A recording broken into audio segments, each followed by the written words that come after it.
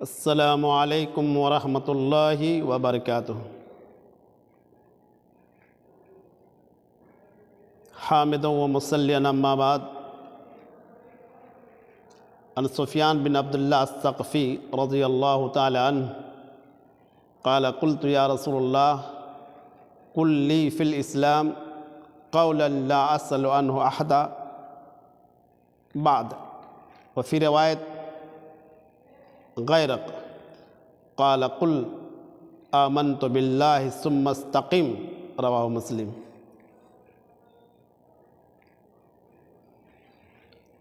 عزیز طلبہ، آج کا یہ محاضرہ مشکوٰۃ المصابیح جلد اول محاضرہ نمبر 9 ہے۔ اس میں آپ کے سامنے میں ایک حدیث پیش کی ہے، پڑھی ہے۔ اس حدیث کو مسلم شریف نے بھی روایت کیا ہے، اور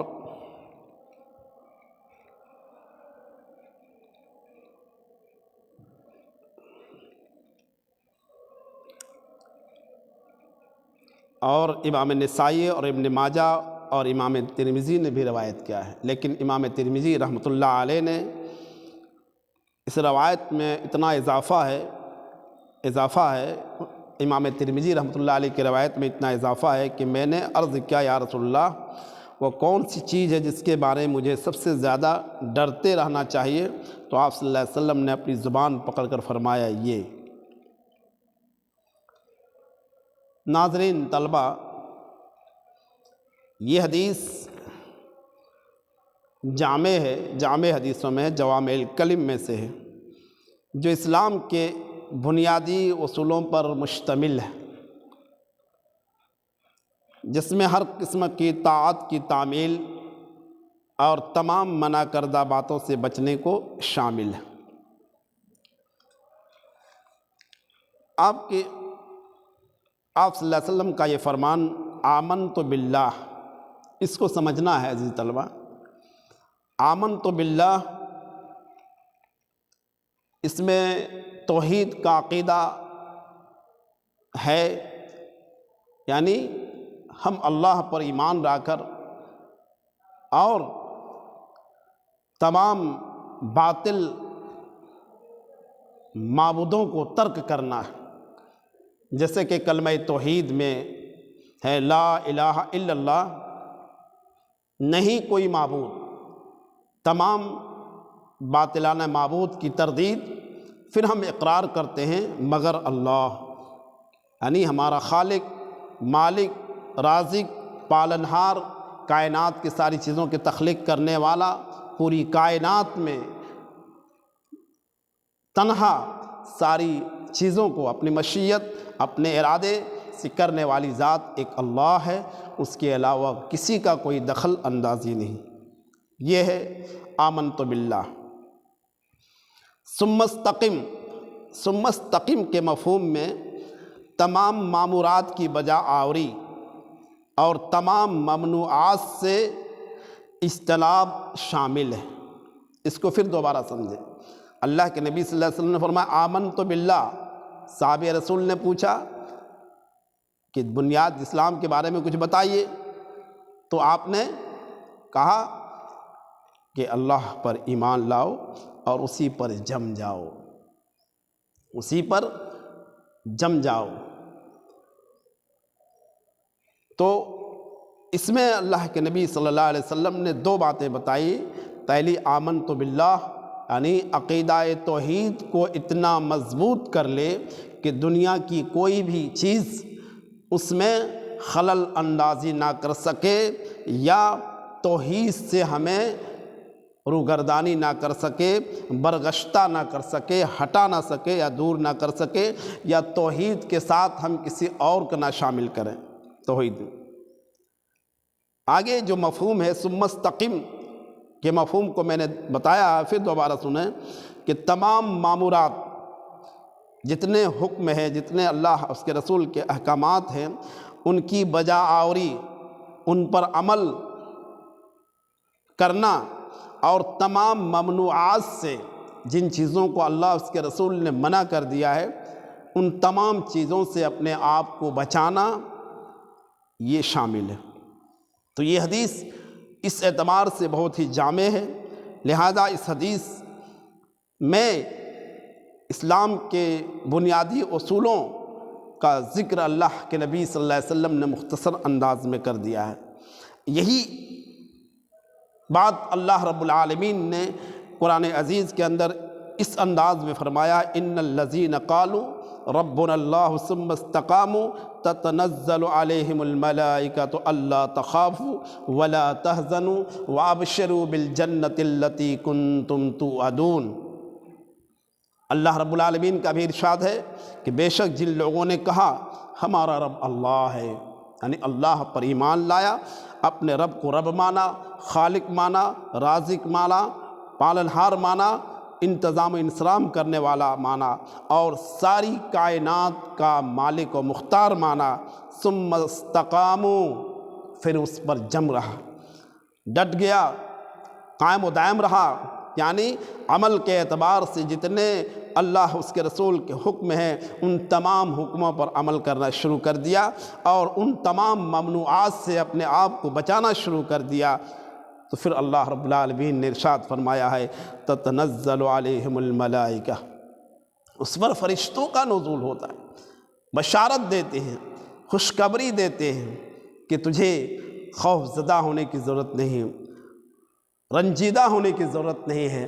مایوس ہونے کی ضرورت نہیں ہے، بلکہ اللہ تعالیٰ کی طرف سے خوشخبری دیتے ہوئے آگے اللہ رب العالمین ارشاد فرماتا ہے کہ فرشتے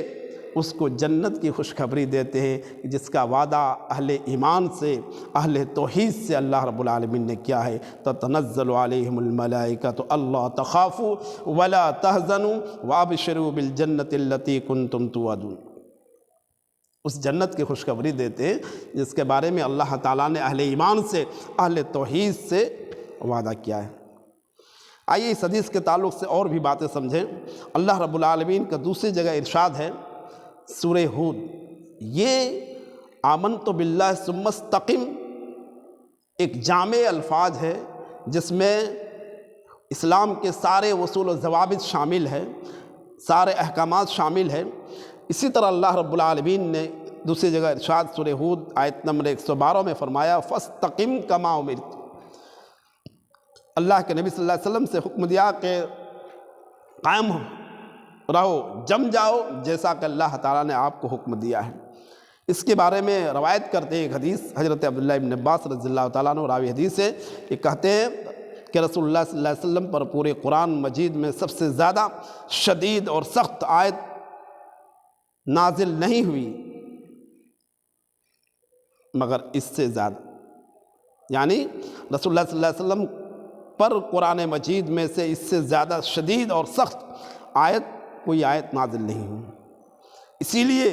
جب صحابہ اکرام رضوان اللہ تعالیٰ علیہم اجمعین نے